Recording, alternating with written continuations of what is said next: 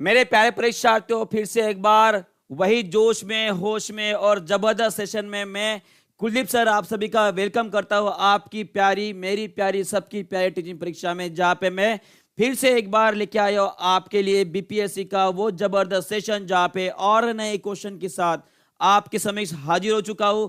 तो जल्दी से जुड़ जाएंगे सभी लोग, जल्दी से जल्दी से जल्दी से। तो आज का सेशन जो है और भी जबरदस्त और शानदार रहने वाला है, मुझे पता है आप सभी लोग वेट कर रहे हो कल से। कल आ नहीं पाया था थोड़ी तबीयत के कारण, आप सभी को पता है, मैंने बोला था कि गला कुछ दर्द दे रहा है भाई साहब, है ना। Good afternoon to all, good afternoon to all. और आप सभी का बहुत बहुत शुक्रिया अदा जो आपने सेशन शुरू होते ही लगभग 100 के ऊपर लाइक कर देते है ना। तो बहुत बहुत शुक्रिया आप सभी लोगों का। तो चलिए शुरुआत करते हैं आज के इस जबरदस्त सेशन को, जहां पे मैं और कुछ नए क्वेश्चन आपके सामने आज डिस्कस करने वाला हूं जी। बहुत बढ़िया। तो उसी जोश के साथ, उसी मंत्र के साथ, कौन सा आपका मंत्र रहेगा? जब तक तोड़ेंगे नहीं छोड़ेंगे नहीं। फिर पुष्पाराज तो आपको पता ही है, ठीक है। तो आपके लिए एक और खुशखबरी है। जैसे कि हर बार बच्चे पूछते हैं कि साइंस हमारे दिमाग में नहीं घुसता, ऐसा थोड़ा हार्ड जाता है, तो आप सभी के लिए एक सजेशन है मेरा, आप सभी के लिए सजेशन है मेरा। सजेशन ये रहेगा कि हमने एक मैराथन क्लास अरेंज की है आप सभी के लिए, सीटेड वालों बच्चों के लिए।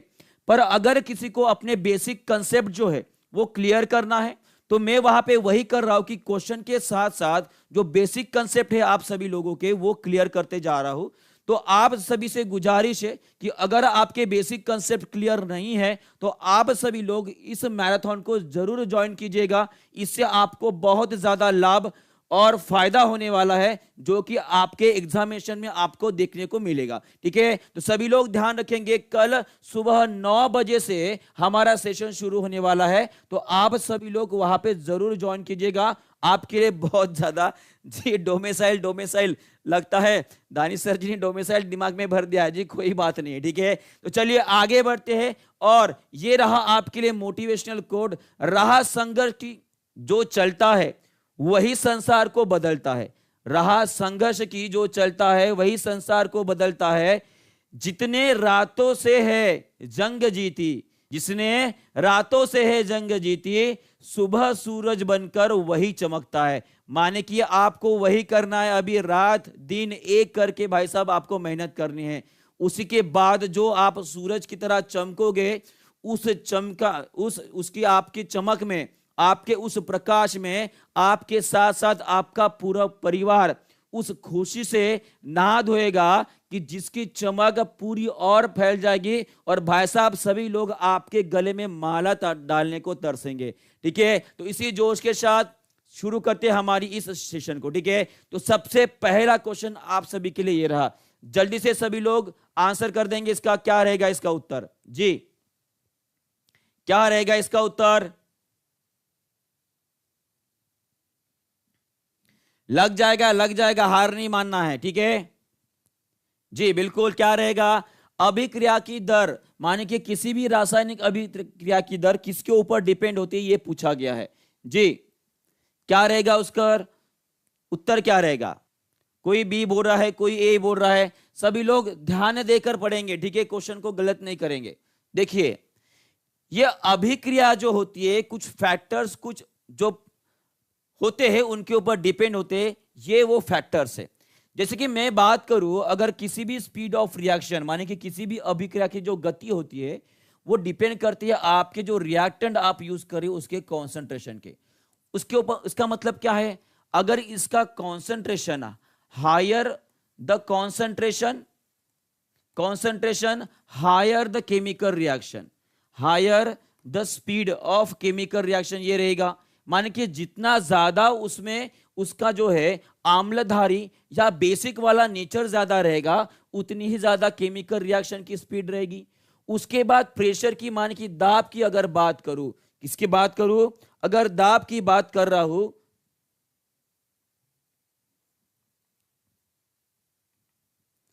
एक मिनट रुकिएगा।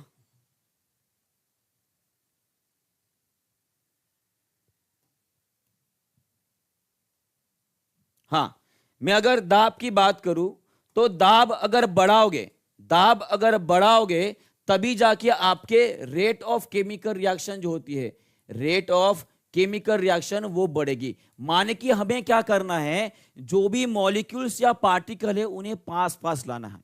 जितने पार्टिकल पास रहेंगे उनकी केमिकल रिएक्शन उतनी ज्यादा रहेंगी, आप सभी को पता है। माने कि पार्टिकल पास आएंगे, उनका एक दूसरे के ऊपर प्रभाव गिरेगा और प्रभाव गिरने के वजह से उनके बीच में केमिकल रिएक्शन का स्पीड बढ़ने वाला है। माने कि प्रेशर बढ़ने से आपका स्पीड बढ़ेगा। उसके बाद पार्टिकल का साइज, माने कि जो भी मॉलिक्यूल्स या अणु जो है केमिकल रिएक्शन में भाग ले रहे हैं उन सभी का साइज भी मैटर करता है। कहने का अर्थ यह होता है कि पार्टिकल का साइज जितना छोटा रहेगा, जितना छोटा रहेगा, रेट ऑफ केमिकल रिएक्शन जो होता है उतना ही ज्यादा रहेगा। जितना छोटा, सिंपल सी बात है ना, कोई पत्थर जो है बड़ा आप दीवार के ऊपर फेंको या गोली से मारो, भाई साहब किससे उससे छेद पड़ने वाला है? गोली से उसके अंदर छेद पड़ेगा, क्योंकि वो गोली छोटी होती है और उतनी अंदर तक जा पाती है। उसी तरह से पार्टिकल का साइज जितना छोटा रहेगा उतनी ही ज्यादा उसकी रेट ऑफ केमिकल रिएक्शन रहने वाली है। उसके साथ साथ लाइट मायने की हीट एनर्जी, सिंपल सी बात है, टेम्परेचर और लाइट दोनों कुछ अलग बात नहीं है। तापमान ज्यादा रहेगा, जी तापमान ज्यादा रहेगा तो लाइट की भी एनर्जी ज्यादा रहती है, तो उसी के वजह से जो है आपका रेट ऑफ केमिकल रिएक्शन भी ज्यादा रहेगा। उसी के साथ साथ कैटालिस्ट का मतलब क्या होता है? कुछ ऐसे पदार्थ, ऐसे केमिकल सब्सटेंसेस जिन्हें आप यूज करके आपको यह ध्यान में आएगा कि वो केमिकल रिएक्शन में हिस्सा तो नहीं लेंगे पर रेट ऑफ केमिकल रिएक्शन जो है वो बढ़ाने का काम करते हैं। उन्हें हम क्या बोलेंगे? उन्हें बोलेंगे हम कैटालिस्ट। तो ये सारी चीजें आपको ध्यान में रखनी है। आज क्वेश्चन आया है प्रेशर के ऊपर, दाब के ऊपर, हो सकता है अगला क्वेश्चन आपके इनके ऊपर से बन जाए। तो आपका आंसर क्या रहेगा? सभी लोग करेक्ट करेंगे खुद को और बताएंगे कि इसका आंसर क्या रहने वाला है। जल्दी से क्या रहेगा इसका उत्तर? जी क्या रहना चाहिए उत्तर? जल्दी से आंसर करेंगे सभी लोग। बहुत बढ़िया,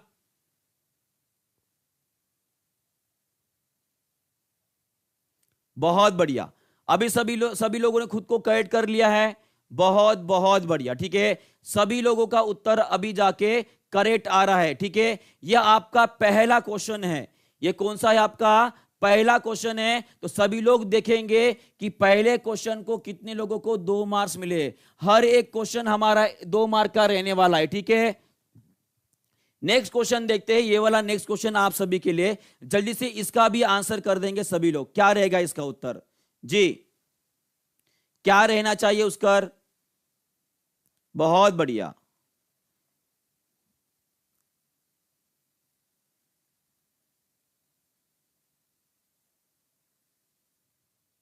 बहुत बढ़िया, बहुत बहुत बढ़िया। सभी लोग बोल रहे हैं ए, सभी लोग बोल रहे हैं ए, और ये सही भी रहेगा। रडार एक प्रकार की प्रणाली होती है, एक प्रकार की प्रणाली होती है जिससे कि हम क्या करते हैं, कोई भी अगर ऑब्जेक्ट तेजी से अगर उस एरिया से जा रहा है तो उसमें हम पता कर पाते हैं कि वो ऑब्जेक्ट हमारे तरफ आ रहा है कि नहीं आ रहा है। जनरली मिलिट्री पर्पस के लिए, किसके लिए? जो मिलिट्री माने कि सैन्य, यानी कि सैन्य द्वारा इसे यूज किया जाता है ताकि कोई भी ऑब्जेक्ट हमारे रेंज में अगर आता है तो भाई साहब उसे बम की तरह हम उड़ा सके, है ना। तो ये एक सेफ्टी होता है। आपको एक और बात ध्यान में रखनी है कि रडार में रेडियो तरंगे इस्तेमाल की जाती है जिसे हम बोलते हैं रेडियो वेव्स। क्या बोलते हैं? रेडियो वेव्स बोलते हैं। और ये जो होते हैं ये होते हैं हाई वेवलेंथ रेज होती है या लाइट होता है। इसका मतलब क्या है? इसकी तरंग दैर्घ्य जो है वो भाई साहब बहुत ज्यादा होती है। किनकी? रेडियो वेव्स की। ये प्रॉपर्टी आपको याद रखनी है।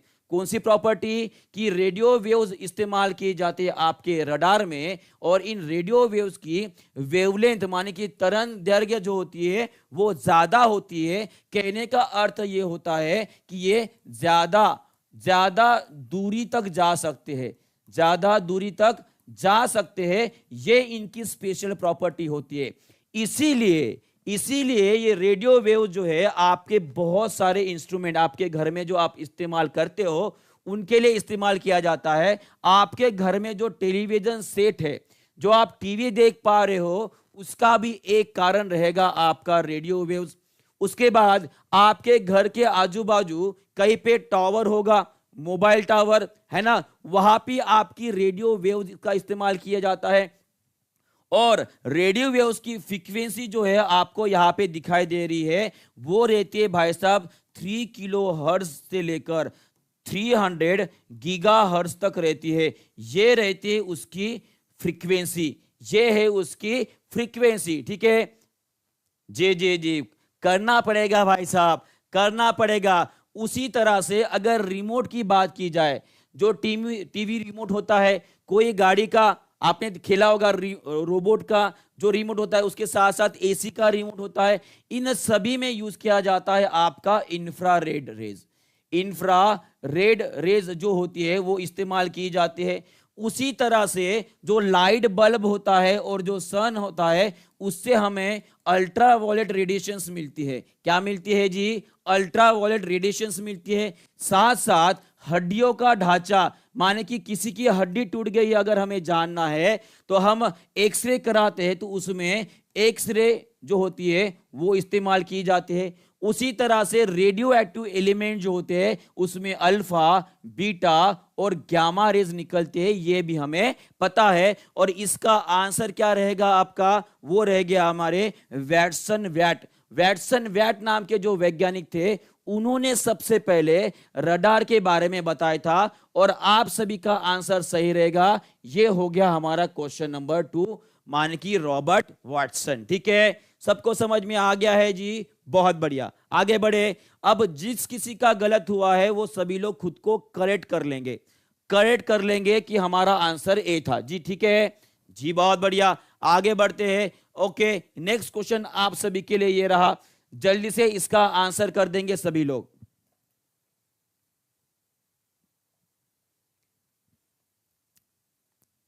जी, ये हमारा 3rd नंबर का क्वेश्चन है। 3rd नंबर का क्वेश्चन है, देखते कौन आज 10 में से 10 क्वेश्चन के आंसर करेंगे। जी, कौन आज 10 में से 10 क्वेश्चन के आंसर करने वाले हैं?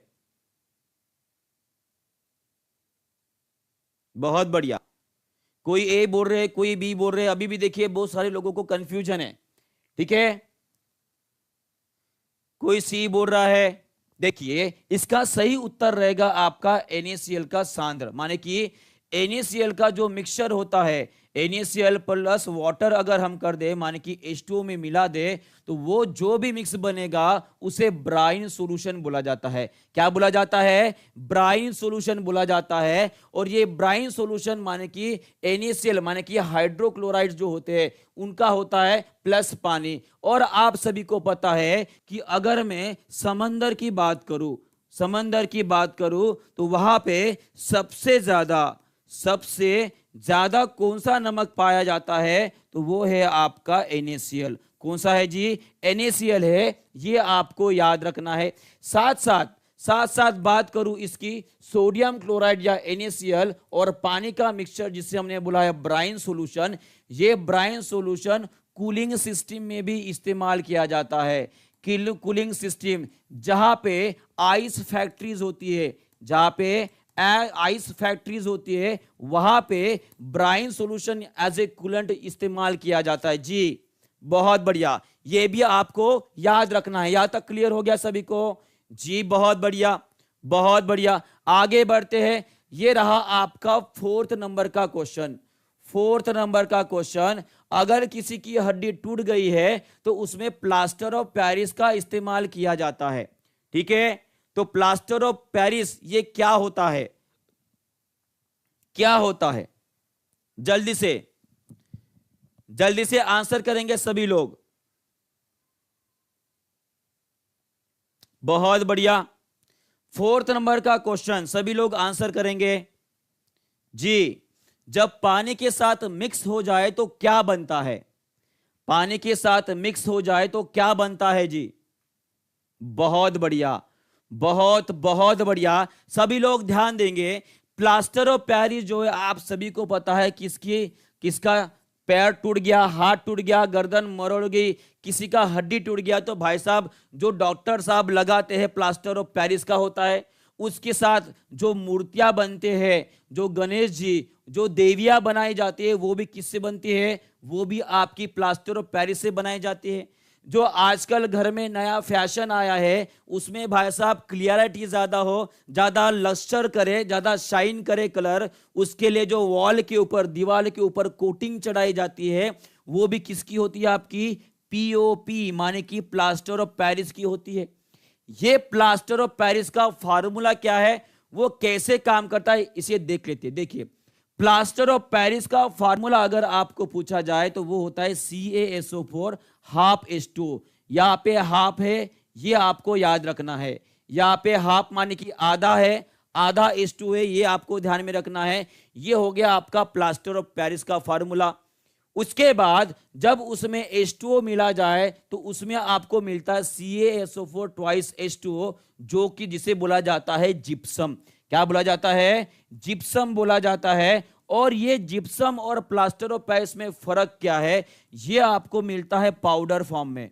कौन से फॉर्म में होता है? पाउडर फॉर्म में मिलता है। पर जब इसमें पानी डाला जाए, जब जिप्सम फॉर्म होगा तो ये हार्ड हो जाता है। कैसे हो जाता है? हार्ड हो जाता है। और इस प्रॉपर्टी की वजह से इसे विभिन्न मूर्तियां बनाने में, और किसी की हड्डी अगर टूट गई है तो उसे जोड़ने के लिए, उसका हाथ या पैर स्थिर रखने के लिए उसे इस्तेमाल किया जाता है। ये सबको समझ में आ गया है?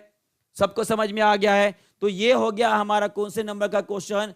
चौथे नंबर का क्वेश्चन। सभी लोग इसे करेक्ट कर लेंगे, सभी लोग इसे करेक्ट कर लेंगे। और साथ साथ आपको एक और बात बतानी है मुझे, जिस जिप्सम के बारे में मैंने आपके पहले भी बताया था कि ये जिप्सम जो है आपका सीमेंट जो होता है, सीमेंट बनाने में भी इस्तेमाल किया जाता है।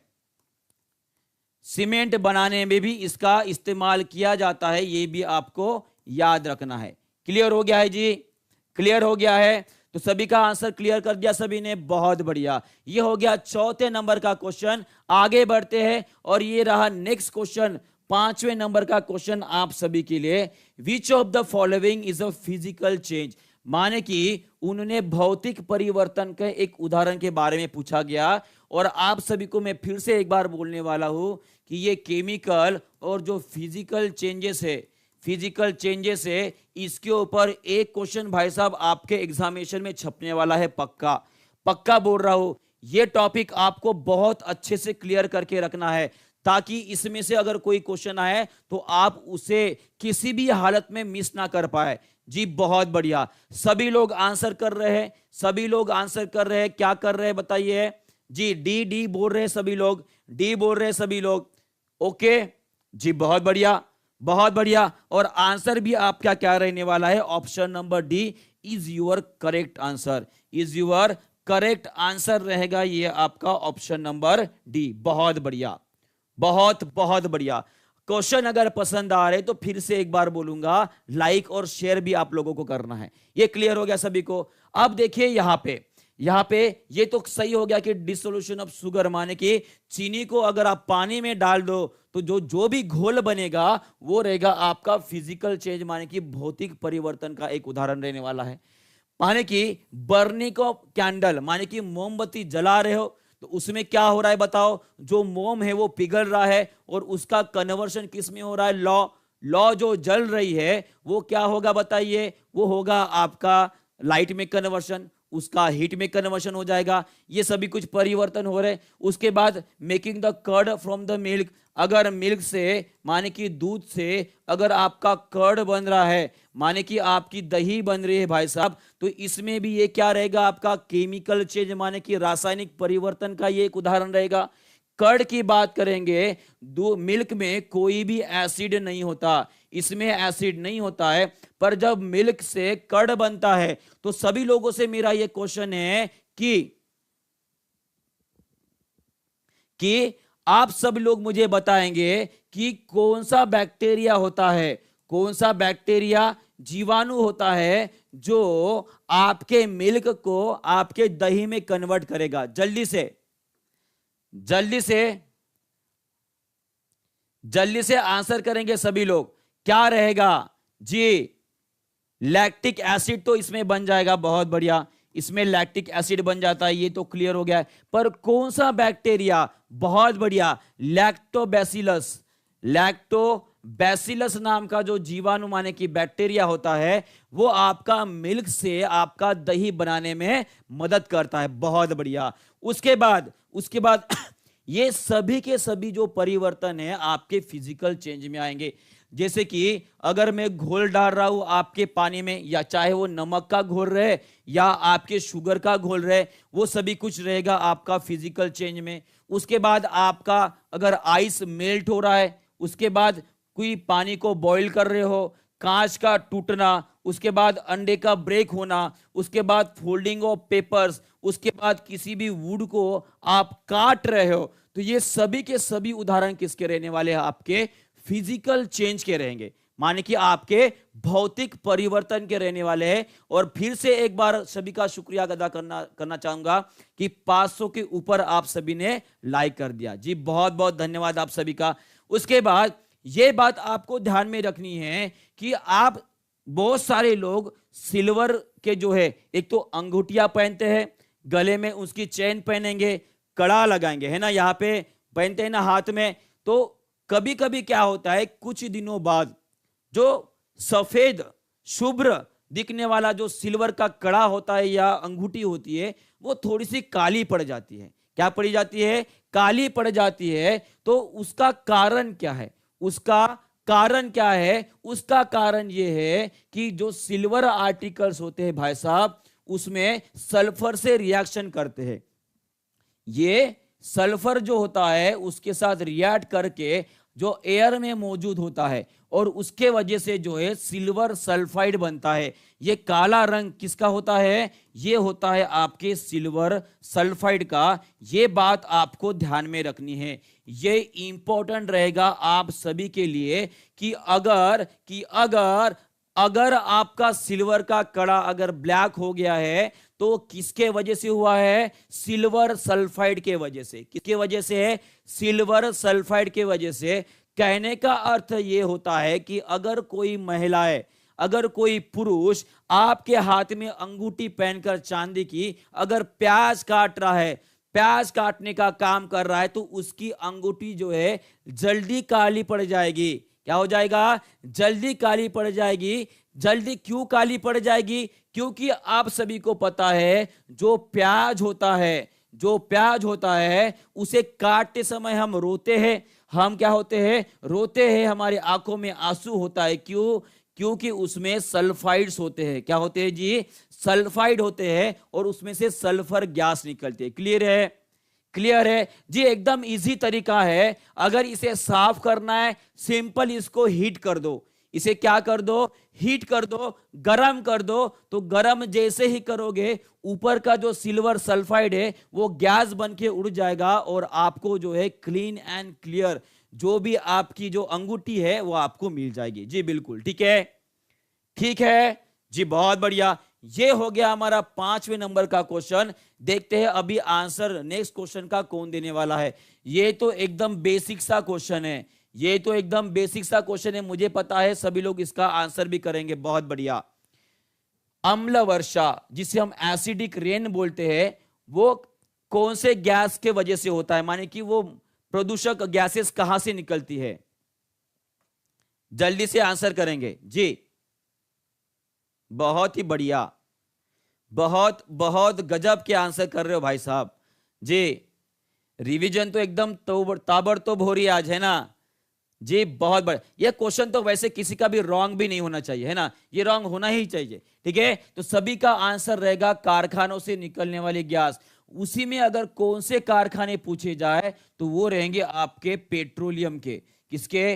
पेट्रोलियम रिफाइनरीज जो होती है, पेट्रोलियम रिफाइनरीज जो होती है, उसमें से निकलने वाले जो NOx होते हैं, माने कि नाइट्रस ऑक्साइड और सल्फर डाइऑक्साइड जो गैसेस होती है, उनके वजह से होती है आपकी अम्ल वर्षा। उनके वजह से होती है आपकी अम्ल वर्षा। अगर मैं पेट्रोल जलाने की बात करूं तो पेट्रोल से निकलने वाला कौन सा गैस होता है? पेट्रोल जो आप गाड़ियों में इस्तेमाल करते हो उससे निकलने वाला कौन सा हानिकारक गैस होता है? इसका आंसर तो सही रहेगा आपका option number A is your answer. ठीक है, मैं पूछ रहा हूं कि पेट्रोल से निकलने वाला कौन सा हानिकारक गैस होती है। इसकी हिंट दे देता हूं, वो जो गैस है आपके हीमोग्लोबिन को मारेगा भाई साहब। वो आपके हीमोग्लोबिन की जो कैपेसिटी होती है ऑक्सीजन ले जाने की उसे कम कर देगा। और उस गैस का नाम क्या है जी? उस गैस का नाम है कार्बन मोनोऑक्साइड। क्या नाम है? Carbon monoxide. सभी लोग कमेंट बॉक्स में छपाएंगे क्या छपाएंगे कि कार्बन मोनोऑक्साइड इज।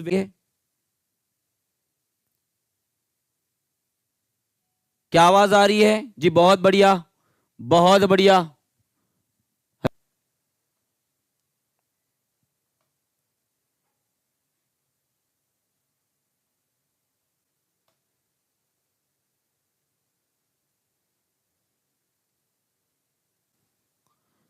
क्या अभी ठीक है? क्या आवाज आ रही है? एक बार कमेंट करेंगे प्लीज। Hello mic check. क्या सबको आवाज आ रही है? अभी ठीक है? हेलो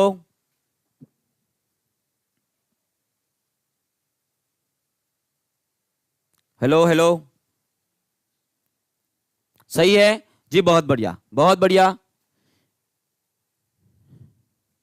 एक बार थम्स अप दिखा देंगे सभी लोग, एक बार थम्स अप दिखा देंगे सभी लोग। क्लियर है? क्लियर है? क्लियर है जी, बहुत बढ़िया, बहुत बहुत बढ़िया। ठीक है, हाँ। तो इसका आंसर आपका रहेगा कार्बन मोनोऑक्साइड। क्या रहेगा आपका? कार्बन मोनोऑक्साइड रहेगा।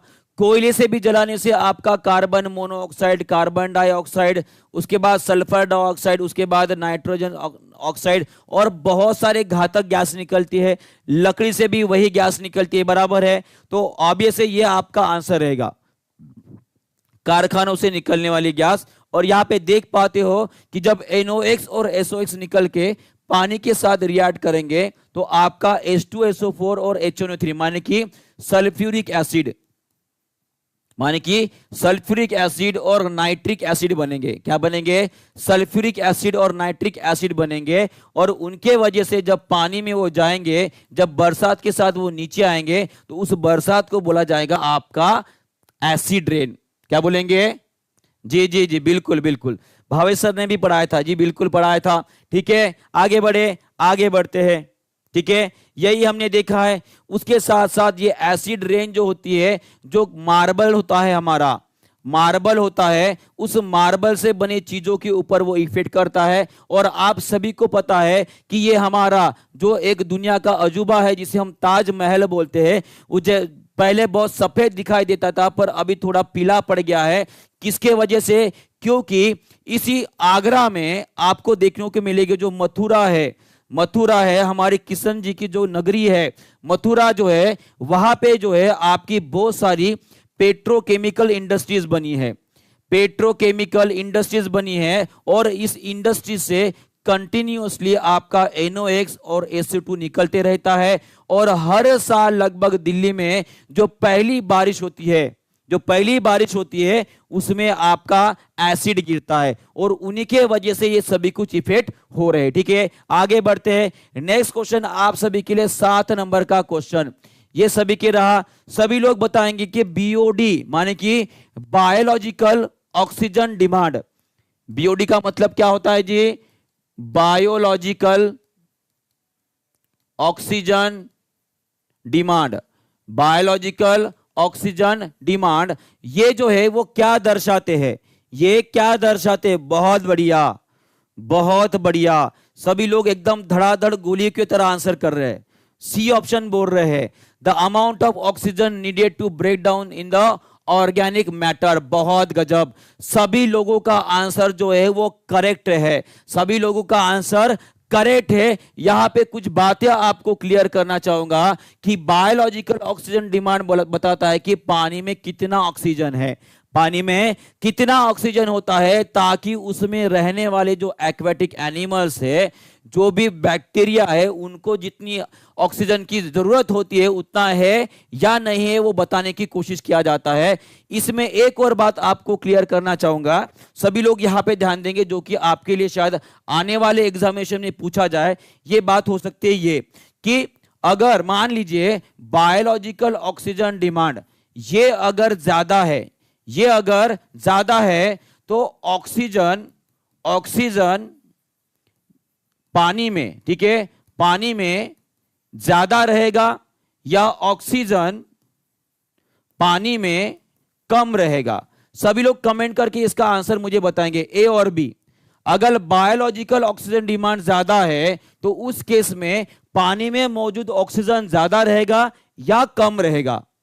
कम रहेगा। जी जी बिल्कुल, ट्रिकी क्वेश्चन ही है, जो इस तरह के क्वेश्चन बन सकते हैं, मैं वही बताना चाह रहा हूं, ठीक है जी, बहुत बढ़िया। क्या रहेगा? कम रहेगा। क्या रहेगा? कम रहेगा। और बायोलॉजिकल ऑक्सीजन डिमांड जब कम होता है भाई साहब, उस टाइम पे ऑक्सीजन जो है, जो ऑक्सीजन होता है पानी में वो ज्यादा होता है। कैसे होता है? ज्यादा होता है, सफिशिएंट क्वांटिटी में होता है। माने कि बायोलॉजिकल ऑक्सीजन डिमांड अगर ज्यादा है तो पानी शुद्ध है, ऐसे बोल सकते हैं। पानी कैसा है आपका? शुद्ध है। और अगर बायोलॉजिकल ऑक्सीजन डिमांड ज्यादा है तो वहां पे बोलेंगे पानी आपका कैसा है जी? अशुद्ध है। कैसा है? अशुद्ध है, ऐसा बोल सकते। ये भी आपको ध्यान में रखना पड़ेगा, ठीक है, ये भी आपको ध्यान में रखना पड़ेगा। क्लियर हो गया सभी को? जी बहुत बढ़िया, बहुत बढ़िया। नेक्स्ट क्वेश्चन, 8वें नंबर का क्वेश्चन आप सभी के लिए, what does high BOD indicates? इस तरह का क्वेश्चन आपने बोला था ना कि किस तरह से क्वेश्चन बन सकते हैं बीपीएससी में, इस तरह के क्वेश्चन बन सकते हैं बीपीएससी में, तो जल्दी से आंसर करेंगे इसका। जी बिल्कुल, क्या रहेगा इसका उत्तर? 8वें नंबर का क्वेश्चन है, हाँ, जल्दी से आंसर करेंगे सभी लोग। क्या रहेगा इसका उत्तर? अगर बायोलॉजिकल डिमांड ज्यादा है ऑक्सीजन की तो क्या रहेगा? बहुत बढ़िया, बहुत बढ़िया। डिमांड बहुत ज्यादा है, इसका मतलब क्या है? It is heavily polluted. ये क्या रहेगा आपका? हेवीली मतलब बहुत ज्यादा पोल्यूशन रहेगा उस पानी के अंदर। ये आपको ध्यान में रखना है, ये आपको ध्यान में रखना है। और एक और बात आपको बताना चाहता हूं कि जो हमारी जो लीचेन होती है, जिसे हम लाइकेन भी बोलते हैं, जिससे कि हम लिटमस पेपर बनाते हैं। क्या बनाते हैं जी? लिटमस पेपर बनाते हैं, जो कि हमें मदद करता है एसिड और बेस जानने के लिए। ये जो लीचेन होती है ये भी एक पोल्यूशन, ये भी आपका एक पोल्यूशन इंडिकेटर होती है। ये आपका पोल्यूशन इंडिकेटर होती है। ये बताती है कि आपकी हवा में या पानी में कितना सल्फर है, कितना सल्फर है, ये बताती है। अगर हवा में सल्फर की मात्रा ज्यादा हो गई तो लीचेन जो है भाई साहब वो गायब हो जाएंगे। अगर सल्फर की मात्रा कम है, इसका मतलब क्या है? लीचेन जो है वहां पे ज्यादा मिलेगी। कहने का अर्थ यह है कि सल्फर ज्यादा तो लाइकेन गायब हो जाएंगे। जी बिल्कुल, इसीलिए इनको बायोलॉजिकल पोल्यूशन इंडिकेटर भी बोला जाता है। जी बिल्कुल, बहुत बढ़िया। क्लियर हो गया सभी को? जी बहुत बढ़िया, गजब। 8वें नंबर का क्वेश्चन हो गया। एक और बात, अब देखिए पिछले साल जो है 2023 में एक क्वेश्चन आया था आपके बीपीएससी के अंदर, अगर तेल पानी के ऊपर फैल जाए, पानी के ऊपर फैल जाए, इसके ऊपर एक क्वेश्चन आया था आपका, इसके ऊपर क्वेश्चन आया था आपका बीपीएससी में 2023 में। अब आगे जाकर यह क्वेश्चन पूछ सकता है कि मान लीजिए ये वो तेल आपके पानी के ऊपर फैल गया है तो उसे निकालेंगे कैसे?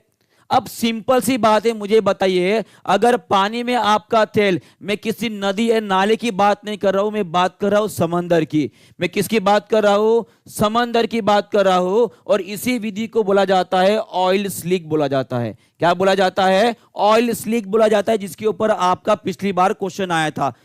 पूछा जाए कि उस तेल को कैसे निकालेंगे? जी जी बिल्कुल, तो कैसे निकाले जाएंगे? तो उस टाइम पे बैक्टीरिया माने कि कुछ जीवाणुओं की मदद ली जाती है।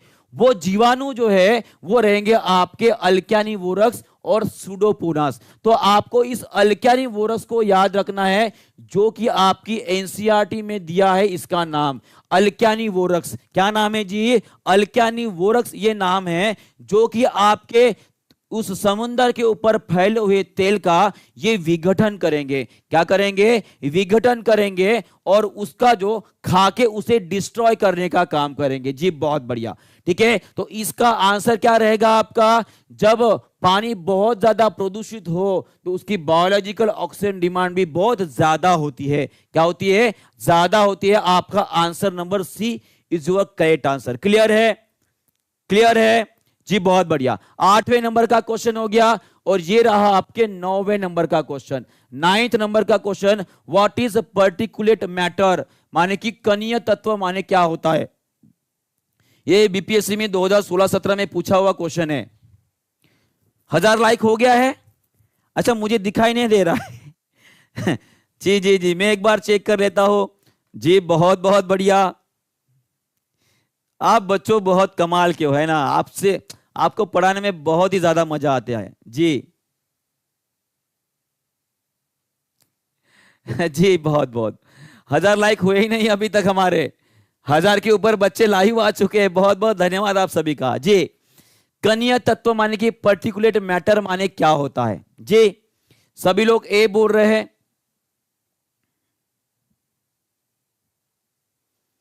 कोई बी बोल रहा है ना? थोड़ा कंफ्यूजिंग सा क्वेश्चन है ये, थोड़ा कंफ्यूजिंग सा क्वेश्चन होता है जी।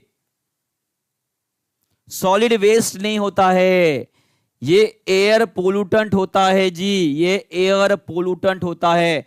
आपने देखा भी होगा कि इस पर्टिकुलेट मैटर के ऊपर, जिसे हम 2.5 माइक्रोमीटर के हिसाब से जानते हैं ना, ठीक है जी। पर्टिकुलेट मैटर जो होते हैं वो ठोस कण होते हैं, किसके अंदर? हवा के अंदर, और तरल बूंदे जो होते हैं उनको मिला के आपके पर्टिकुलेट मैटर बनते हैं। और आप सभी को पता है इनका साइज के ऊपर हर साल देश, कौन सा देश ज्यादा पोल्यूटेंट है, किसमें कम है, यह बताया जाता है। माने कि उसे 2.5 माइक्रोमीटर, जिसे हम PM 2.5 भी बोलते हैं, ठीक है। इसके आधार पर हर साल 2 बार, हर साल 2 बार बताया जाता है कि पूरी दुनिया में सबसे ज्यादा पोल्यूशन वाले कौन से एरियाज है। और आप सभी को पता भी होगा कि अगर मैं इसकी बात करूं तो पूरी दुनिया में सबसे पोल्यूटेंट, सबसे ज्यादा पोल्यूशन वाली कौन सी कंट्री है? कोई बता सकता है इसका आंसर? ये जीएस वाला क्वेश्चन, जीके वाला क्वेश्चन है। सभी लोग मुझे कमेंट करके बताना चाहेंगे कि पूरी दुनिया में सबसे ज्यादा पोल्यूशन वाली कौन सी होती है, कौन सा कंट्री है जी?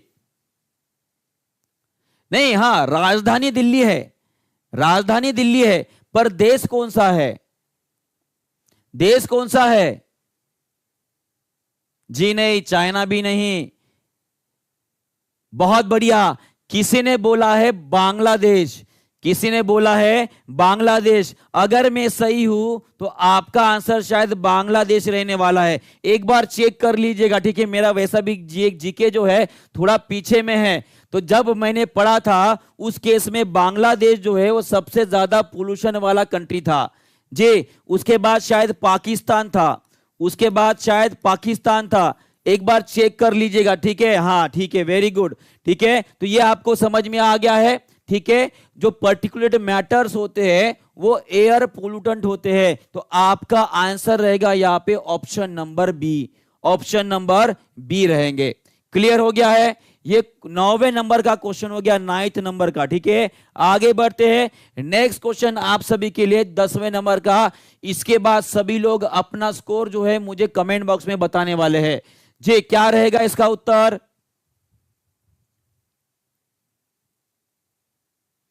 जी, क्या रहेगा इसका उत्तर? यदि किसी गतिशील वस्तु पर लगने वाले सभी बलों को योग शून्य हो जाए। भाई साहब, ये तो बड़ा इजी सा क्वेश्चन हो गया है ना। जिसको न्यूटन बाबा जी के बारे में पता है वो तो इसका आंसर ऐसे ही दे देगा, मुझे पता है। जी क्या रहेगा इसका उत्तर? बहुत बढ़िया, बहुत बहुत बढ़िया। क्या रहेगा इसका उत्तर? कोई भी गलत नहीं करेगा, मैं जानता हूं जी।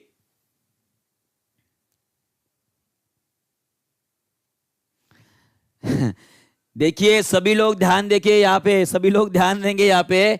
यहाँ पे बोला गया है कि नेट इफेक्ट ऑफ फोर्स यहाँ पे जीरो है, जीरो है। तो क्या रहेगा? क्या रहेगा?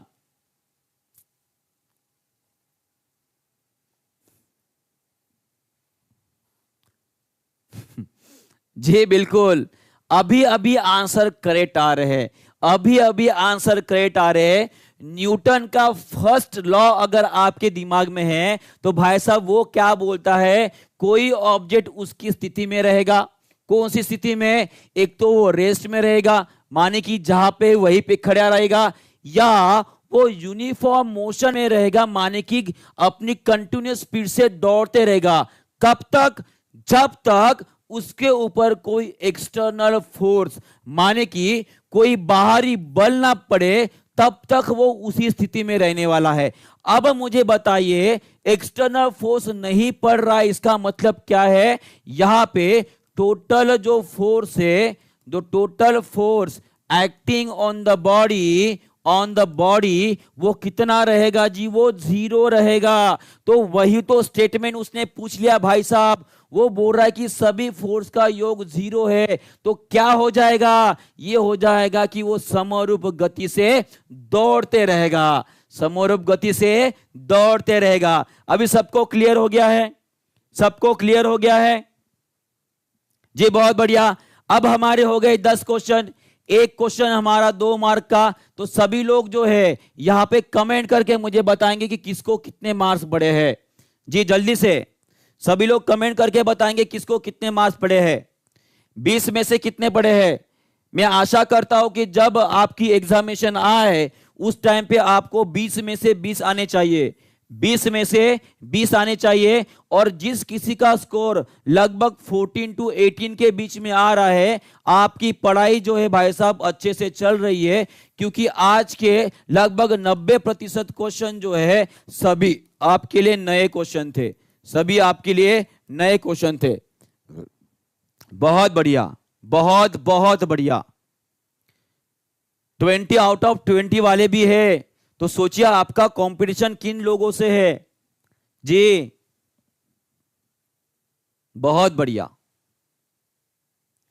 बिना बेईमानी से बताना है, यहां किसी को इंप्रेस नहीं करना है, खुद को चेक करना है। कोई आपके घर पे आकर आपको सर्टिफिकेट नहीं देने वाला है कि भाई तू जीत गया, ठीक है? तो ईमानदारी से आपने पूरी होशो आवाज में बताना है जी। तो कोई बात नहीं है, कोई बात नहीं है जी।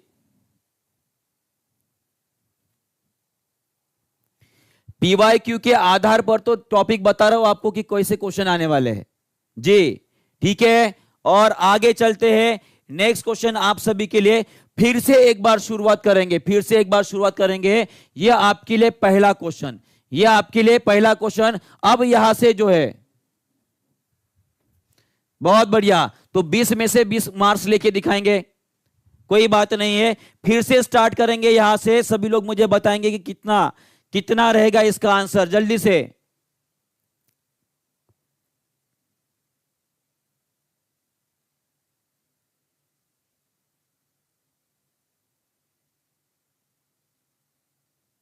बहुत बढ़िया,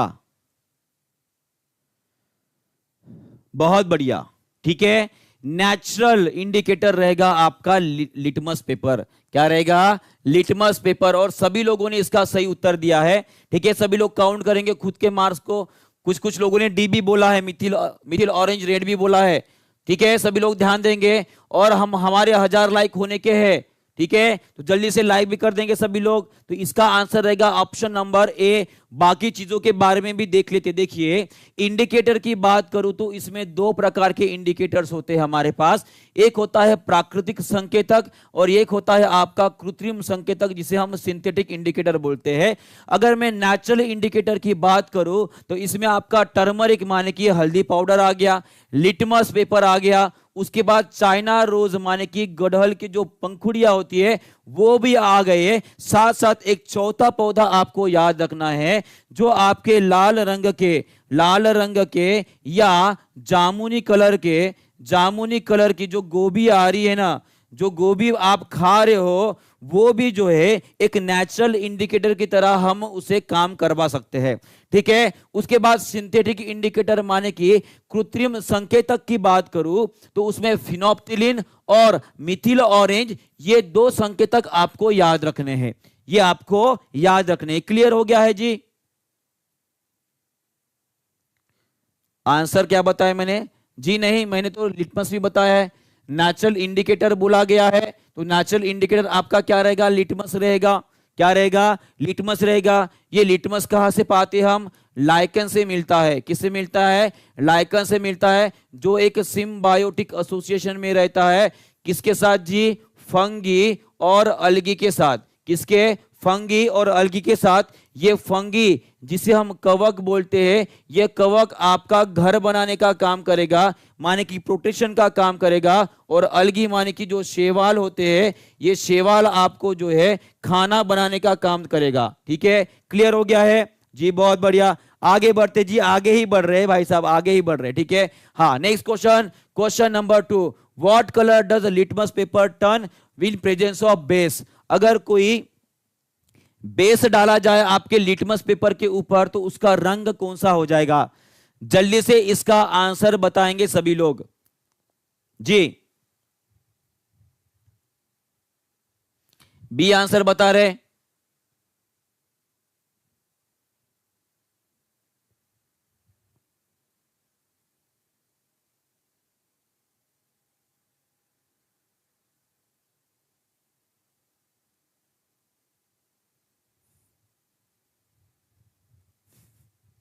जी, कोई नीला बोल रहा है, कोई लाल बोल रहा है जी। देखिए देखिए, सभी लोग ध्यान देंगे, लिटमस पेपर 2 रंग के होते हैं, एक रेड कलर का होता है और एक होता है आपका ब्लू रंग का। ठीक है, अगर रेड के ऊपर आप बेस डाल रहे हो तो ये रेड कलर जो है भाई साहब आपका ब्लू कलर में बदल जाएगा। और ये ब्लू कलर पे अगर आप बेस डाल रहे हो तो बेस डालने के बाद भी ये ब्लू कलर ही रहता है। ये आपको ध्यान में रखना पड़ेगा, जो कि इसमें पूछा गया बेस के ऊपर। तो आपके कौन से रंग का लिटमस पेपर बनता है जी? ये बनता है आपके नीले रंग का। कौन से? नीले रंग का बनता है, ये आपको याद रखना है जी, ब्लू कलर का। बहुत बढ़िया, बहुत बढ़िया। ये सेकंड नंबर का हमारा क्वेश्चन था और ये रहा आपका थर्ड नंबर का क्वेश्चन। इसका भी आंसर बता देंगे सभी लोग। फिनोप्थिलिन ये अगर कलरलेस है in acidic solution and turns in what colour in basic solution? जी, बताएंगे सभी लोग। सभी लोग इसका आंसर जो है कमेंट बॉक्स में लिखेंगे। फिनोप्थिलिन की बात करूं तो इसमें भी अगर मैं एसिड और बेस अगर इस्तेमाल कर रहा हूं, एसिड इस्तेमाल करोगे तो वो कलरलेस हो जाएगा। कैसे हो जाएगा? कलरलेस हो जाएगा। अगर बेस इस्तेमाल कर रहे हो तो वो हो जाएगा आपका पिंकी हो जाएगा। कैसे हो जाएगा? पिंक हो जाएगा। ये आपको याद रखना है। और आपको आंसर यहां पे दिख भी रहा है, आपका ऑप्शन नंबर सी जो है वो आपका करेक्ट आंसर रहेगा जी। पिंकी रहेगा, है ना? पिंकी हो जाएगा जी। बहुत बढ़िया, बहुत बढ़िया। ठीक है, ये हो गया आपका तीसरे नंबर का क्वेश्चन। आगे बढ़ते हैं, ये रहा आपका चौथे नंबर का क्वेश्चन। इसका भी आंसर कर देंगे जल्दी से। क्या रहेगा इसका उत्तर जी? क्या रहेगा? Which of the following is not a colloid? Colloid solution के बारे में हमने लास्ट लेक्चर में पढ़ा था। जिन किसी ने हमारा मैराथन का लेक्चर किया नहीं है तो प्लेलिस्ट में वो मैराथन का लेक्चर एक बार देख लीजिएगा। वहां पे बहुत सारे नए क्वेश्चन विथ डिस्क्रिप्शन में हमने एक्सप्लेन किया था, उसको आपको जरूर देखना है जी, बिल्कुल देखना है। कोई सी बोल रहे हैं, कोई बी बोल रहे हैं। कोलाइड नहीं है, कोलाइड नहीं है। ये क्वेश्चन तो भाई साहब बहुत लोगों का गलत हो गया, मैं अभी से बता रहा हूं। देखिए, कोलाइड मतलब क्या होता है? जिनका पार्टिकल का साइज 1 नैनोमीटर से लेकर 500 नैनोमीटर तक होता है, वो पार्टिकल्स अगर मैं किसी सॉल्यूशन में डाल दूं या किसी द्रव में डाल दूं तो जो भी सॉल्यूशन बनेगा उसे हम बोलते हैं कोलाइडल सॉल्यूशन। क्या बोलते हैं? कोलाइडल सॉल्यूशन बोलते हैं। और इसके अंदर जो इफेक्ट आपको देखने को मिलता है उसे टिंडल इफेक्ट बोलते हैं। क्या बोलते हैं? टिंडल इफेक्ट बोलते हैं। टिंडल इफेक्ट का मतलब यह होता है जब कभी भी आप किसी कोलाइडल सॉल्यूशन से लाइट को पास करते हो तो उसमें मौजूद जो कोलाइडल पार्टिकल्स होते हैं उसमें टकराने के बाद जो लाइट का स्कैटरिंग ये फिनोमिना होता है और इसके वजह से ये पूरा का पूरा द्रव जो है वो प्रकाशित हो उठता है। कैसे हो सकता है? प्रकाशित हो उठता है। उसे ही बोलते हैं भाई साहब टिंडल। क्या बोलते हैं? टिंडल प्रभाव बोला जाता है। क्या बोला जाता है? टिंडल प्रभाव बोला जाता है। और इसके उदाहरण, कोलाइडल सॉल्यूशन के उदाहरण ये सभी के सभी है जो आपको याद रखने हैं। ठीक है, अब ये देखिए फोम जो होता है, उसके बाद आपका पीने वाला दूध, उसके बाद धुआं, उसके बाद जो डिटर्जेंट आप यूज कर रहे हो, उसके बाद जो कॉस्मेटिक यूज कर रहे हो, पेंट हो गए, उसके बाद आपका रक्त भाई साहब जो ब्लड है, और उसके साथ जो जेल होता है, उसके बाद चूने का पानी, ये सभी के सभी क्या रहेंगे? आपके कोलाइडल सॉल्यूशन रहेंगे। क्या रहेंगे? आपका कोलाइडल सॉल्यूशन रहेंगे। और साथ साथ आपके 1000 लाइक भी कंप्लीट हो चुके हैं। बहुत बहुत धन्यवाद। तो यहां पे पूछा गया आपका कोलाइडल सॉल्यूशन नहीं है तो आपका आंसर रहेगा घी। क्या रहने वाला है? घी रहेगा। क्यों घी रहेगा? क्योंकि घी जो है भाई साहब ये वसा से परिपूर्ण होती है, इसमें फैट होते हैं, और फैट जो है ये पानी में डालोगे तो पानी जो है भाई साहब आपका नीचे रहेगा और आपका घी जो है वो ऊपर तैरते रहेगा, मतलब उसका एक सॉल्यूशन नहीं बनने वाला है। क्लियर हो गया है? क्लियर हो गया सभी को? एक बार हाथ दिखा देंगे कि सर हमें कोलाइडल सॉल्यूशन समझ में आ गया है। इनके उदाहरण आपके लिए इंपॉर्टेंट रहेंगे जी। बहुत बढ़िया, आगे बढ़ते हैं। और नेक्स्ट क्वेश्चन आप सभी के लिए कौन से नंबर का क्वेश्चन है जी? ये है आपका 5वें नंबर का क्वेश्चन। ये आपका 5वें नंबर का क्वेश्चन। सभी लोग इसका भी आंसर कर देंगे जल्दी से। 5वें नंबर का question,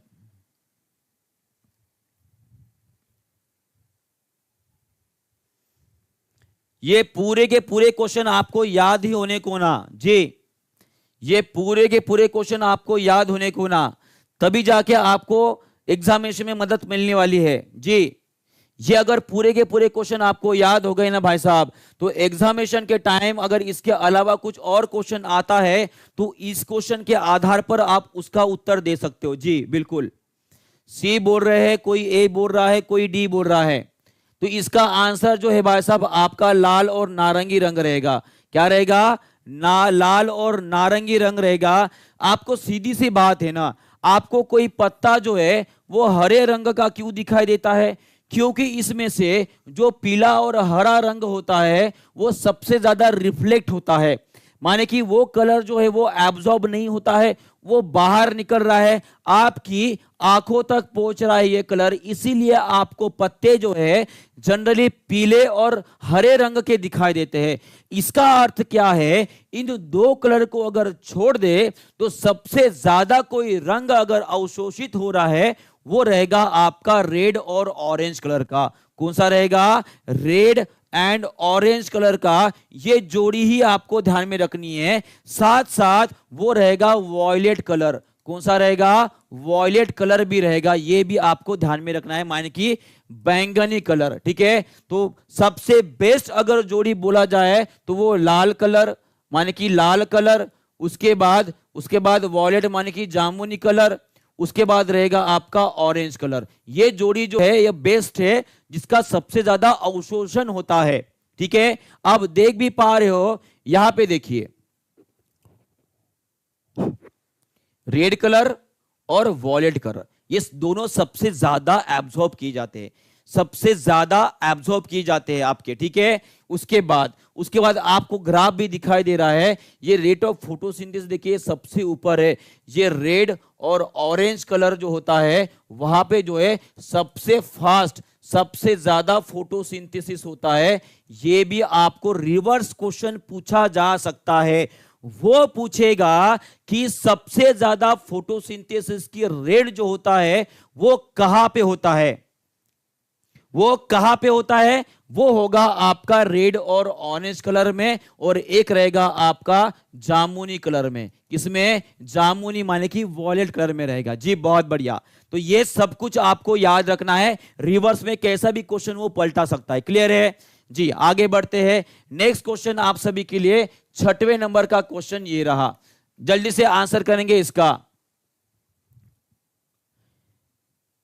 A passenger sitting facing the engine in a train moving at a constant speed throws a ball upward, the ball will come back. वो बोल रहे हैं कि हमारे इंजन में, ट्रेन में कोई मुसाफिर बैठा है और ट्रेन जो है एक कांस्टेंट स्पीड से जा रही है, मान लेते हैं 100 किलोमीटर प्रति घंटे के हिसाब से जा रही है, और बैठे बैठे जो है उन भाई साहब ने क्या किया, ऐसे बॉल ऊपर फेंका चलती हुई ट्रेन में। ठीक है, तो उनका कहना है कि ये बॉल भाई साहब कहां जाएगा, ये बॉल कहां पे जाएगा? हाथों में जाएगा, उनके आगे जाके गिरेगा, बगल में जाएगा, या पीछे की तरफ कोई दूसरा पैसेंजर बैठा होगा उसके सर पे जाके गिरने वाला है? जी बहुत बढ़िया, और बहुत सारे लोगों ने आंसर भी कर दिए है। ओके, जिस किसी ने यात्री के हाथों में लिखा है ये एग्जैक्टली करेक्ट रहेगा, ये करेक्ट रहने वाला है। जी ये कौन से लॉ के ऊपर काम कर रहा है? Law of inertia, law of inertia, जिसे हम जड़त्व का नियम बोलते हैं, जड़त्व का नियम बोलते हैं, जिसे ही हम बोलते हैं first law of Newton, Newton का फर्स्ट लॉ ऑफ मोशन है ये। जी बिल्कुल क्लियर हो गया है। ये देखिए एकदम छोटी सी बात है, देखिए ऐसा ना सोचिए, देखिए देखिए सभी लोग यहां पे ध्यान देंगे, मैं इस रिमोट को ऊपर फेंक रहा हूं, मेरे हाथ में वापस आ रहा है, ये रिमोट को ऊपर फेंक रहा हूं, मेरे हाथ में वापस आ रहा है। अब मुझे बताइए क्या मैं अपनी जगह पे स्थिर हूं? सभी से मेरा क्वेश्चन है, क्या मैं अपनी जगह पे स्थिर हूं? यस और नो, यस और नो, सभी लोग इसका आंसर देंगे। अगर मैं इस रिमोट को ऊपर फेंक रहा हूं, ये मेरे हाथ में वापस आ रहा है, अगर आ रहा है तो क्या मैं मेरी जगह पे स्थिर हूं? क्या आप जहां पे बैठे हो आप स्थिर हो? जहां पे कैमरा लगा है वो स्थिर है? जहां पे मेरा घर है वो स्थिर है? जी नहीं, आप गलत हो, आप गलत हो। आपको बताना चाहूंगा कि हमारी धरती कंटिन्यूअसली घूम रही है, ये तो सभी को पता है। घूम रही है कि नहीं घूम रही है? घूम रही है। इसका अर्थ क्या है? धरती के साथ साथ मैं भी घूम रहा हूं, धरती के साथ साथ मैं भी घूम रहा हूं। और देखिए अगर मैं इंडिया की बात करूं तो इंडिया के लोग जनरली इतनी भयानक स्पीड से घूम रहे हैं, 1550 किलोमीटर प्रति घंटा, इस स्पीड के साथ घूम रहे सभी भारतवासी, सभी भारतवासी इस ट्रिमेंडस स्पीड से साथ घूम रहे हैं, क्योंकि धरती उतने स्पीड से घूम रही है। ठीक है, अगर धरती घूम रही है तो हम भी घूम रहे हैं। कहने का अर्थ क्या है? हम सभी लोग जो है, जितने भी चीजें हैं भाई साहब, वो सभी कुछ अपनी जगह पे स्थिर है। किसके वजह से? क्योंकि धरती और हम दोनों साथ साथ घूम रहे हैं। उसी तरह से ट्रेन का भी एग्जांपल ले लो, ट्रेन जा रही है, जो जिस स्पीड से ट्रेन जा रही है आप भी उसी स्पीड से जा रहे हो। कहने का अर्थ है वहां पे जड़त्व का नियम लग रहा है, मैं यहां पे बैठा हूं तो जड़त्व का नियम। जी हां, 1550 किलोमीटर के साथ घूम रहे हो, 1550 किलोमीटर के साथ घूम रहे हो। इतने स्पीड से तो भाई साहब आपकी जो कौन सी बुलेट ट्रेन की भी स्पीड नहीं होती, इतनी बुलेट ट्रेन की भी स्पीड इतनी नहीं है जितनी स्पीड से आपकी धरती घूम रही है। जी समझ में आ गया सभी को? बहुत बढ़िया, आगे बढ़ते हैं। ये देखिए, ये एग्जाम्पल जो है मुझे बहुत पसंद आया, सभी लोग यहाँ पे ध्यान देंगे। देखिए ये जो इनकी गाड़ी है भाई साहब, ये घूम रही है, आगे जा रही है, और ये देखिए ये कूद रहा है, ऊपर कूद रहा है, कूदने के बावजूद भी वो अपनी जगह पे गिर रहा है। क्यों गिर रहा होगा इसका, क्यों गिर रहा होगा? क्योंकि यहां पे आपका लॉ ऑफ इनर्शिया जो है वो काम कर रहा है, जिसे हम जड़त्व का नियम बोलते हैं। क्या बोलते हैं? जड़त्व का नियम बोलते हैं। क्लियर है? क्लियर है? जी जी, बहुत बढ़िया। आगे बढ़ते हैं। नेक्स्ट क्वेश्चन, 6 नंबर का क्वेश्चन हो गया। 7वें नंबर का क्वेश्चन आप सभी के लिए। टाइम हो गया का हमारा? नहीं, टाइम होने का है। ठीक है, टाइम होने का है। जल्दी से आंसर बताएंगे सभी लोग, क्या रहेगा इसका? जी हाँ, बंदा भी गाड़ी के साथ ही जा रहे हैं। ठीक है जी, बिल्कुल। इसका आंसर बताएंगे सभी लोग। कौन सा रेडियोधर्मी तत्व नहीं है, कौन सा रेडियो एक्टिव एलिमेंट नहीं है, ऐसा पूछा गया है। बहुत बढ़िया, बहुत बहुत खूबसूरत आंसर दे रहे हो सभी लोग जी। 1200 के आसपास बच्चे पहुंच गए। 1500 का टारगेट जो है कंप्लीट नहीं कर रहे हो आप सभी लोग जी। इतनी मेहनत कर रहा हूं तो इतना तो हक बनता है मेरा कि आपको ये बोलूं कि भाई साहब लाइक और शेयर कर दीजिए। इतना तो हक बनता है कि नहीं मेरा जी? तो आप लोग मेरे सुनते नहीं हो भाई साहब जी। जी, लाइक और शेयर कर दीजिए ताकि हमारा टारगेट और आगे बढ़े जी। जी, इसका आंसर रहेगा आपका कैडमियम। क्या रहेगा? कैडमियम। और जनरली ये सभी के सभी एलिमेंट जो है वो रेडियो एक्टिव रहते हैं। ये कैसे आपके रेडियो एक्टिव एलिमेंट है, रेडियो एक्टिव एलिमेंट है, ये आपको ध्यान में रखना है। और कैडमियम जो है कैडमियम जो है आप सभी को पता है ये बहुत ज्यादा हानिकारक या पॉइजनस होता है। ये कैसे होता है? पॉइजनस होता है। और ये कैडमियम जो है हम बैटरीज में इस्तेमाल करते हैं। कहां पे इस्तेमाल करते हैं? बैटरीज, जिसका नाम होता है निकेल कैडमियम होता है। क्या होता है? Nickel cadmium. साथ साथ किसी का हृदय अगर काम करना बंद कर दे भाई साहब, तो उस टाइम पे उसके हृदय में या हार्ट में जो बैटरी डाली जाती है वो भी आपकी निकल कैडमियम की बैटरी होती है। कौन सी बैटरी होती है? निकल कैडमियम की बैटरी होती है। ये भी आपको ध्यान में रखना है। ठीक है, क्लियर है? क्लियर है जी, बहुत बढ़िया। उसके बाद कैडमियम की बात करूं तो आपको कैडमियम कहीं पे नजर आ रहा है क्या?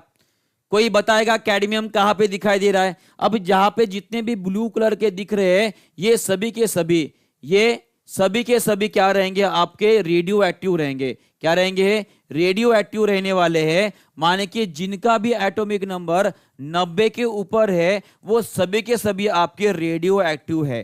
कैसे है? रेडियो एक्टिव माने कि उनमें से अल्फा, बीटा और गामा जैसी रेज जो है वो निकलती रहती है। ठीक है, किसी को कैडमियम दिखाई दिया यहां पे? क्या इसमें किसी को कैडमियम दिखाई दे रहा है? जल्दी से आंसर बताएंगे जी। नहीं आ रहा है ना? देखिए यहां पे है 48 नंबर पर है। 48 नंबर पे है आपका कैडमियम, माने कि वो 90 से कम है, यानी कि वो 90 से कम है जी। जी बहुत बढ़िया। जिंक के जस्ट नीचे आ रहा है, जिंक के जस्ट नीचे आ रहा है। बहुत बढ़िया। ठीक है, आगे बढ़ते हैं। और रेडियो एक्टिव के बारे में बताने वाले पहले वैज्ञानिक वो थे आपके हेनरी बेक्वेरियल। कौन थे आपके? हेनरी बेक्वेरियल, जिन्होंने रेडियो धर्मिता के बारे में बताया था। और इन्होंने जो है इसी के वजह से जो रेडियो एक्टिविटी होती है उसका नियम भी जो है, उसका जो इकाई होती है, क्या इकाई होती है, वो ही आपकी बैक्वेरियल। क्या है जी? आपकी बैक्वेरियल है। ये भी आपको याद रखना है जी। हेनरी बैक्वेरियल जी ने सबसे पहले रेडियो धर्मता के बारे में बताया था। और इसी के वजह से जो रेडियो एक्टिविटी होती है उसे गिनने के लिए जो इकाई है वो भी आपकी बैक्वेरियल है। कौन सी है? बैक्वेरियल। ठीक है जी, ठीक है, आगे बढ़ते हैं। ये देखिए ऐसा यूनिट रेडियो एक्टिविटी क्या रहेगी आपकी? बैक्वेरियल रहेगी। क्या रहेगी? बैक्वेरियल रहेगी। उसके बाद रेडियो एक्टिविटी मतलब आपको पता है अल्फा, बीटा, जो गामा है वो इसका निकलना होता है। और साथ साथ ये और कुछ यूनिट्स है आपको ध्यान में रखने हैं, जैसे कि क्यूरी, ये भी रेडियो एक्टिविटी के यूनिट है। रेडियो एक्टिविटी जिसे हम बोलते हैं रेडियो धर्मिता, रेडियो धर्मिता के ये यूनिट्स है क्यूरी, बैक्वेरियल एंड रुदरफोर्ड। ठीक है, अगर क्वेश्चन आता है, ठीक है, पर बैक्वेरियल जो है वो ऐसा यूनिट है, वो ऐसा यूनिट है, ये आपको ध्यान में रखना है। क्लियर है जी, बहुत बढ़िया, बहुत बहुत गजब। ठीक है, आगे बढ़ते हैं। नेक्स्ट क्वेश्चन, ये कौन से नंबर का क्वेश्चन था जी? ये था 7वें नंबर का, और ये रहा आपके 8वें नंबर का क्वेश्चन। सभी लोग इसका आंसर करेंगे। मैंने बोला था कि पानी का जो 4 डिग्री सेल्सियस पे उसका प्रॉपर्टीज होती है, विशेषताएं होती है, ये आपके लिए इंपॉर्टेंट रहने वाली है, ये आपके लिए इंपॉर्टेंट रहने वाली है। तो जल्दी से इसका आंसर कर देंगे सभी लोग। क्या रहेगा इसका उत्तर? पूर्णतः भरी हुई बोतल के पानी में अगर घनीभूत हो जाता है, उसकी वजह से बोतल टूट जाती है, उसका कारण क्या है? उसका कारण क्या है जी? क्या रहेगा कारण? कोई ए बोल रहा है, ये तो कम से कम गलत नहीं होना चाहिए सभी का, ये तो बोनस मार्क है, ये बोनस मार्क है। फुल टॉस बॉल है आप सभी के लिए, T20 मैच चालू है ना, ये फुल टॉस बॉल है सभी के लिए, इस पे तो छक्का ही पड़ना चाहिए जी। बहुत बढ़िया, बहुत बहुत बढ़िया। पानी जमने के वजह से उसका आयतन बढ़ जाता है।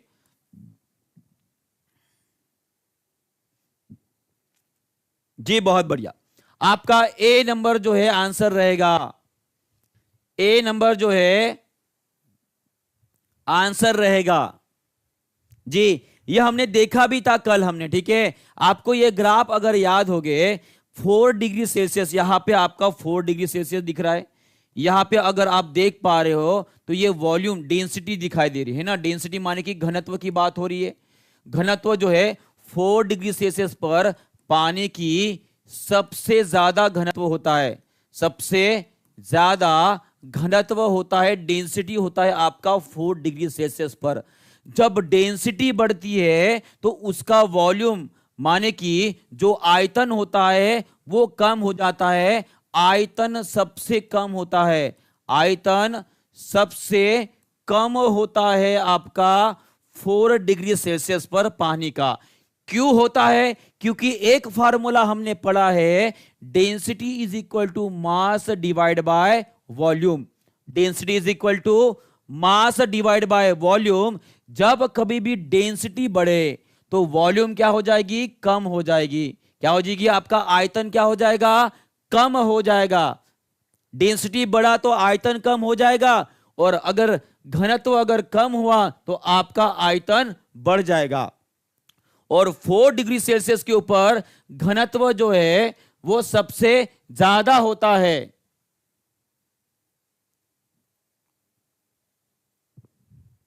क्लियर है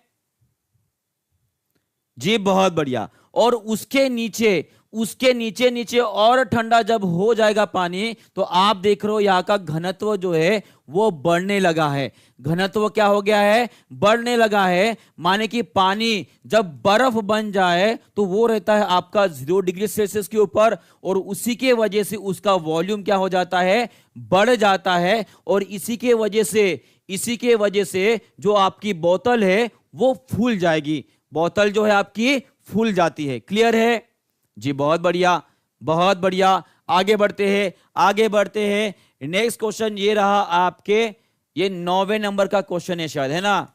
तो पाश्चराइजेशन एक प्रक्रिया है जिसमें क्या होता है? पाश्चराइजेशन नाम की एक प्रक्रिया होती है, उसमें क्या होता है? जल्दी से सभी लोग कमेंट बॉक्स में आंसर लिखेंगे इसका जी। क्या रहेगा इसका उत्तर?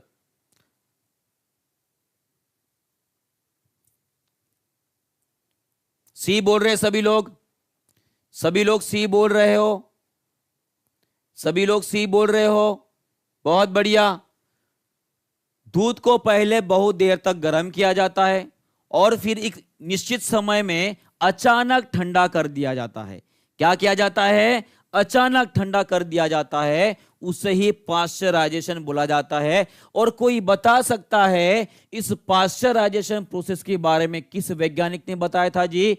वो थे आपके लुईस पाश्चर। कौन थे आपके? लुईस पाश्चर थे, जिन्होंने भाई साहब रैबिस की वैक्सीनेशन भी निकाली थी। किसकी? रैबिस की वैक्सीनेशन के बारे में भी उन्होंने बताया था। ठीक है, ठीक है जी, बहुत बढ़िया, बहुत बढ़िया। ठीक है, ये रही आपकी लुईस पाश्चर जी, जिन्होंने पाश्चराइजेशन ये प्रोसेस निकाली थी, और इन्हीं के नाम के ऊपर से उस विधि को पाश्चराइजेशन बोला जाता है। और इन्होंने जो है रैबिस की वैक्सीनेशन निकाली थी, रैबिस की वैक्सीनेशन निकाली थी। रैबिस की अगर बात करूं तो सभी लोग मुझे बताएंगे कि ये जीवाणु से होने वाला रोग है या विषाणु से होने वाला रोग है। सभी लोग कमेंट बॉक्स में लिखेंगे ये जीवाणु से होने वाला रोग है या विषाणु से होने वाला रोग है, जल्दी से। ये वायरल डिसीज होता है या बैक्टीरियल डिसीज होता है? जी, क्या होता है? देखिए कुछ लोग कंफ्यूज है ना जी। ये विषाणु से बना हुआ डिसीज होता है, ये विषाणु से डिसीज होता है। इसका वायरस जो है उसका नाम है राब्डो वायरस। उस वायरस का नाम है राब्डो वायरस। क्या नाम है जी? राब्डो वायरस। रैबिस का RAB लिख दो, रैबिस का RAB, डी और वायरस माने कि राब्डो वायरस, माने कि ये विषाणु से होने वाला रोग होता है। और इसका एक कॉमन सिम्टम मैंने आपको बताया था, उसे बोलते हैं हम हाइड्रोफोबिया। क्या बोलते हैं जी?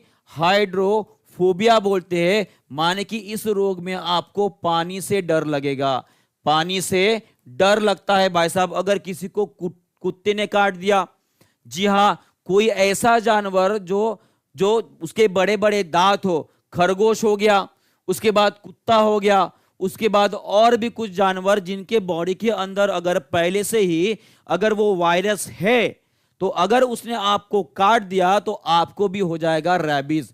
उसके बाद साथ साथ जो फर्मेंटेशन की प्रोसेस होती है, फर्मेंटेशन की प्रोसेस होती है, ये भी आपके बताया था, किन्होंने? लुईस पाश्चर जी ने बताया था। किसने बताया थी? लुईस पाश्चर ने बताया था। ये भी आपको ध्यान रखना है जी। क्लियर हो गया है?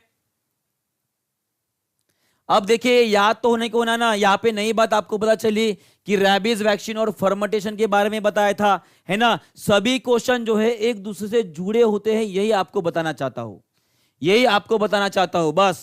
ठीक है, नेक्स्ट क्वेश्चन आपके लिए ये रहा 10वें नंबर का क्वेश्चन, जल्दी से आंसर करेंगे।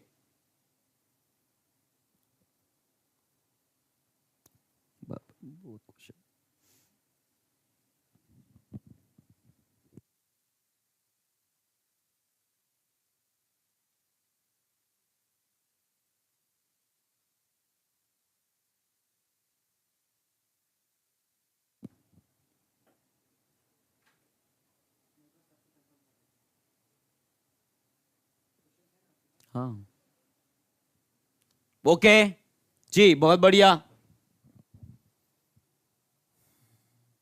पारा, हाँ, त्वचा जल जाती है किसके वजह से जी? क्लोरीन के कारण। किसकी वजह से? क्लोरीन के कारण जल जाती है। क्योंकि आप सभी को पता है कि ये क्लोरीन आता है आपके हैलोजन ग्रुप में। कौन से ग्रुप में आता है? हैलोजन ग्रुप में, जो 17 नंबर का ग्रुप है। और ये बहुत ज्यादा क्रियाशील होते हैं। कैसे होते हैं? रिएक्टिव होते हैं। और जब कभी भी आप पानी में डुबकी लगाते हो तो भाई साहब ये आपके लिए, ये आपके त्वचा के साथ रिएक्ट कर देते हैं। और किसी ने, इसीलिए पानी में, स्विमिंग पूल में आप जब कभी भी जाते हो तो बॉडी के ऊपर पहले सॉल्यूशन लगाया जाता है। ठीक है जी, सॉल्यूशन लगाया जाता है और उसके बाद जो है आपको पानी में जाना होता है। अगर ऐसे चले गए और मेरे जैसे सावले लोग अगर चले गए भाई साहब वो स्विमिंग पूल में, तो काले कलूटे बन के ही वापस आने वाले हैं जी। बिल्कुल, पहचानने में नहीं आएंगे। पता है क्यों? क्योंकि उस पानी की वजह से आपकी ऊपर की स्किन जो है जल जाती है जी। बहुत बढ़िया, ठीक है, आगे बढ़ते हैं। ओके, ये हो गया 10 नंबर का क्वेश्चन हो गया। अब सभी लोग स्कोर बताएंगे कि 20 में से कितने मिले हैं आपको, 20 में से कितने मिले हैं आपको, जल्दी से स्कोर बताएंगे क्या रहेगा। जी जी जी, आंटी वाला ट्रिक रहेगा उसका, बहुत बढ़िया जी। 20 में से 14, 20 में से 19 कैसे मिल सकते हैं? आप भी एनटीए जैसा कर रहे हो। अगर 2 मार्क का क्वेश्चन है तो 19 कैसे मिलेंगे भाई साहब? 18 मिलेंगे, 16 मिलेंगे, 17 कैसे मिलने वाले हैं बताओ? ये एनटीए का प्रभाव हो गया आप सभी के ऊपर, नेशनल टेस्ट एजेंसी का प्रभाव हो गया आप सभी के ऊपर। जी ऐसे नहीं करना है भाई साहब जी, बिल्कुल। बहुत बढ़िया, बहुत बहुत बढ़िया, ठीक है जी, बहुत बढ़िया जी। और कुछ 15-20 मिनट एक्सटेंड कर लेते हैं, उसके बाद मैं सेशन खत्म कर दूंगा, ठीक है जी। आगे बढ़ते हैं। नेक्स्ट क्वेश्चन आप सभी के लिए ये रहा, फिर से 1 नंबर से कंटिन्यू करेंगे, बताएंगे इसका आंसर क्या रहेगा। बायोडिग्रेडेबल, बायोडिग्रेडेबल अपशिष्ट जो आमतौर पर जिसकी मदद से उपयोगी पदार्थों में बदल किया जाता है, वो उसका कारक कौन होता है?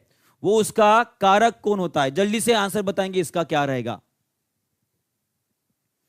क्या रहेगा। एक बार सभी लोग जो है अच्छे मार्क्स अगर मिले हैं, 20 में से 20 मिले हैं, 18 मिले हैं, तो भाई साहब लाइक और शेयर भी कर देंगे, सभी लोग लाइक और शेयर भी कर देंगे अपने दोस्तों के साथ कि देखो मुझे 20-20 मार्क मिल रहे हैं, तुझे कितने मिल रहे हैं, है ना। कंपटीशन चलना चाहिए कि नहीं चलना चाहिए? बिल्कुल। इसलिए आपको दोस्त को भी नोटा दीजिए ताकि भी उनको भी पता चले कि हम कितने पानी में हैं जी। बैक्टीरिया, बहुत बढ़िया, सभी लोग आंसर कर रहे हैं बैक्टीरिया। बैक्टीरिया रहेगा जो आमतौर पर जो बायोडिग्रेडेबल वेस्ट होते हैं उनको कन्वर्ट करने का काम करते हैं यूजफुल सब्सटेंसेस में जी। बहुत बढ़िया, ठीक है। यहां से अभी क्वेश्चन जो है मैं फास्ट लेने वाला हूं, ठीक है, जल्दी जल्दी आंसर करेंगे सभी लोग। उसके बाद ये रहा आपके लिए नेक्स्ट क्वेश्चन, क्वेश्चन नंबर 2, इसका भी आंसर कर देंगे। Which acid is present in tamarind, माने कि इमली में कौन सा एसिड होता है? जल्दी से क्या रहेगा इसका उत्तर? भूख तो हमें भी लगी है। अच्छा, भूख से याद आया, अगर भूख लगी है, अगर भूख लगी है तो कौन सा हार्मोन निकल रहा है? बता दीजिए एक बार, आपके बॉडी में कौन सा हार्मोन निकल रहा है? इसका आंसर कर देंगे पहले सभी लोग जी। इसका आंसर तो सभी लोग ने बता दिया, टार्टेरिक। जी हाँ, बहुत बढ़िया, बहुत बढ़िया। जी हाँ, वो तो आपको याद ही हो गया है ना, ग्रेलिन, ग्रेलिन हार्मोन, ठीक है जी। इसका आंसर है टार्टेरिक एसिड। उसके बाद नेक्स्ट क्वेश्चन आप सभी लोग बताएंगे, ये भी क्वेश्चन हो गया था, ठीक है। निम्नलिखित में से कौन सी एक गैस वातावरण प्रदूषक मानी जाती है? ये तीसरे नंबर का क्वेश्चन, इसका आंसर कर देंगे सभी लोग जल्दी से, क्या रहेगा, क्या रहेगा इसका आंसर? निम्नलिखित में से कौन सी एक गैस वातावरण प्रदूषक मानी जाती है, एटमॉस्फेरिक पोल्यूटेंट मानी जाती है? ये भी क्वेश्चन आपके एग्जामिनेशन में पूछे जा रहे हैं इस तरह से जी। बहुत बढ़िया, इसका आंसर रहेगा आपका सल्फर डाइऑक्साइड। क्या रहेगा? सल्फर डाइऑक्साइड, जिसकी वजह से आपका एसिड रेन होता है। क्या होता है? एसिड रेन होता है, जिसे ही आम्ल वर्षा बोलते हैं, आम्ल वर्षा बोलते हैं, ठीक है। उसके बाद ओजोन की बात करेंगे। ओजोन जो है उसका केमिकल फार्मूला O3 होता है, और ये आपको अल्ट्रावायलेट रेडिएशन जो होते हैं उससे बचाता है, ये बचाने का काम करता है। और साथ साथ ये ओजोन जो है एक प्रकार की ग्लोबल वार्मिंग गैस है, ये भी आपको ध्यान में रखना है, ग्लोबल वार्मिंग गैस है। उसके बाद ओजोन की बात करूं, ओजोन की बात करूं तो ये स्ट्रेटोस्फीयर में होती है। कौन से स्फीयर में होती है? स्ट्रेटोस्फीयर में पाए जाते हैं, लगभग 15 से 35 किलोमीटर के बीच में। कहां पे? 15 से 35 किलोमीटर के बीच में पाया जाता है। ये भी क्वेश्चन जो है जी, ठीक है, बहुत बढ़िया जी। आगे बढ़े, आगे बढ़ते हैं, कुछ क्वेश्चंस लेते हैं, 5-6 क्वेश्चन ले लेते, बाद में छोड़ दूंगा, ठीक है जी जी, ठीक है। उसके बाद ये लॉ ऑफ कंजर्वेशन ये बाद में देखेंगे, ठीक है। वाटर गैस, चौथे नंबर का क्वेश्चन, वाटर गैस क्या होती है? वाटर गैस क्या होती है?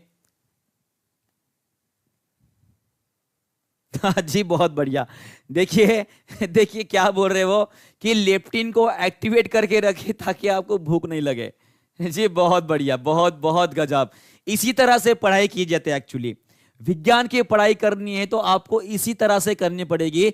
आपके दैनंदिन जो रोजमर्रा के काम कर रहे हो ना, उसी में आपका पूरा विज्ञान छुपा हुआ है जी। आप सवेरे उठने के बाद जो ब्रश करते हो, वहां से लेकर तो सोने तक आप जितनी भी एक्टिविटीज करते हो ना, उनको अगर आप फिजिक्स, केमिस्ट्री, बायोलॉजी से जोड़ दोगे तो भाई साहब 10 दिन के अंदर आपकी पूरी पढ़ाई हो जाएगी। कितने दिन के अंदर?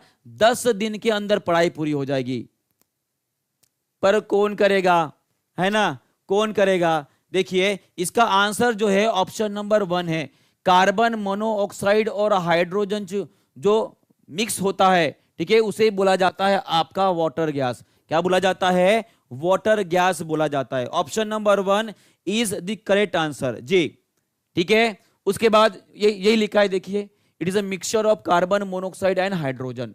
ठीक है, कैसे प्रोड्यूस होता है? जब जो कोक होता है, कोक के बारे में हमने कल पढ़ा था। कोक क्या है? एक कार्बन का घटक होता है। कार्बन का घटक होता है जिसे कैसे बनाया जाता है? जो आपकी गैस लिक्विड है, लिक्विड कोई फ्यूल होगा, उसके बाद कोई सॉलिड फ्यूल होगा, सॉलिड फ्यूल होगा।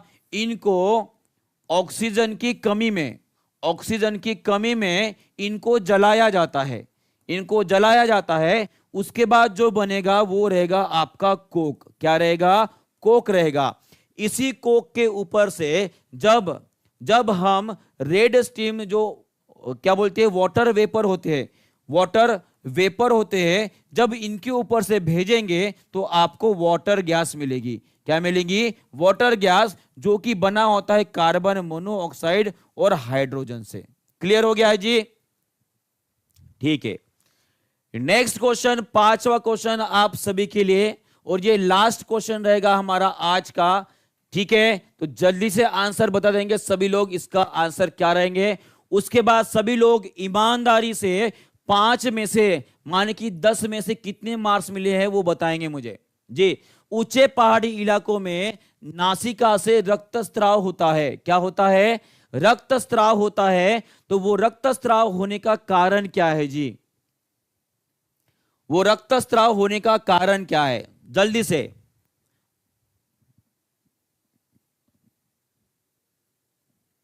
सभी लोग बोल रहे हैं डी, कोई बोल रहा है ई, कोई बोल रहे हैं ए, कोई बोल रहा है सी, पर मैक्सिमम लोग बोल रहे हैं ए। रुधिर वाहिकाओं का दबाव जो है बाह्य दबाव की तुलना में अधिक होता है, और उसके वजह से आपके जो नाक में जो नसिकाएं होती है वो भाई साहब फट जाएंगे, और फटने के वजह से जो है आपके नाक में से रक्तस्राव शुरू हो जाएगा। क्योंकि हमने पढ़ा है जैसे जैसे आप नीचे से लेकर पहाड़ी के ऊपर चढ़ोगे तो वहां पे जो दाब होता है वो कम हो जाएगा, कम हो जाएगा, और उसके वजह से आपके शरीर का दाब जो होता है, जिसे हम अंदरूनी दाब बोलेंगे, वो बढ़ जाएगा। और बढ़ने के वजह से जो छोटी कैपिलरीज होती है, कैपिलरीज होती है वो फट जाती है, और फटने के साथ साथ रक्तस्राव शुरू हो जाता है। क्या शुरू हो जाता है? रक्तस्राव शुरू हो जाता है जी। बहुत बढ़िया, तो सभी लोग आंसर करेंगे जी। बहुत बढ़िया।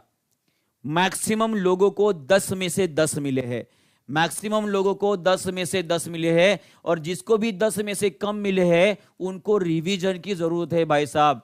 किसकी जरूरत है? रिवीजन की जरूरत है। और रोज मेरा लेक्चर जो है वो ईमानदारी से करने की जरूरत है जी। बहुत बहुत शुक्रिया आप सबों का जिन्होंने भी आज का क्लास किया है।